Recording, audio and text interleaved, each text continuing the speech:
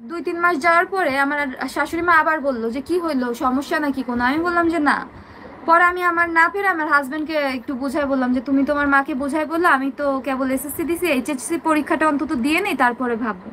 তো আমার শাশুড়ি মা যেদিন থেকে জানতে পারছে যে আমি এইচএসসি পরীক্ষার আগে বাচ্চা নিতে বা এই প্ল্যানিং করতে ইচ্ছুক না, সেদিন থেকে সে তার ছেলেকে আমার সাথে থাকতে দিবে না। হাজব্যান্ড ওয়াইফ থাকতে পারবে না, বাচ্চা নিবে না মানে থাকতে পারবে না।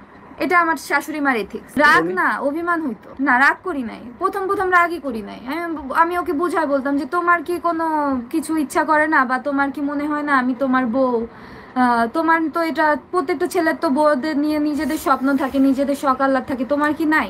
লাস্ট 6 মাস যাবত কি কারণে যেন আমার শাশুড়ি মার মনে হয়েছে যে তার ছেলেকে যারা অধিক স্বর্ণ গয়না ও বাড়ি গাড়ি দিতে চাইছিল তাদের সাথে বিয়ে দেওয়াটা পসিবল ছিল। ইভেন তাকে মেবি কেউ কানে বলছে, যাই হোক আমি জানি না, এই বিষয়ে আমি কিছু বলতে চাই না। সে লাস্ট 6 মাস যাবত আমার হাজবেন্ডকে আমাকে ডিভোর্স দেওয়ার জন্য প্রলুব্ধ করতো যে ছেড়ে দে, ওকে ওর বাড়ি পাঠাই দে, রাখার দরকার নাই, ছেড়ে দে, আমি তোকে বিয়ে দিব, আমার বেশি সময় লাগবে না, 1 মাস লাগবে। আমার হাজবেন্ডকে এটাও বলছে। তো এটা আমার হাজবেন্ড যেহেতু আমাকে খুব ভালোবাসতো, কারণ সে তো দেখতো, আমার হাজবেন্ড তো দেখতো যে আমার বউটা নির্দোষ, সে তো ট্রাই করতো, তার মা করতে দিত। লাস্ট 6 মাস যাবত ওর মা এসব বলতো, আমাকে সংসারের কোনো কাজ করতে দিত না, ওর বাজার ঘাট যাই হইতো আমাকে জাস্ট একটা রুমে আটকানো থাকতো।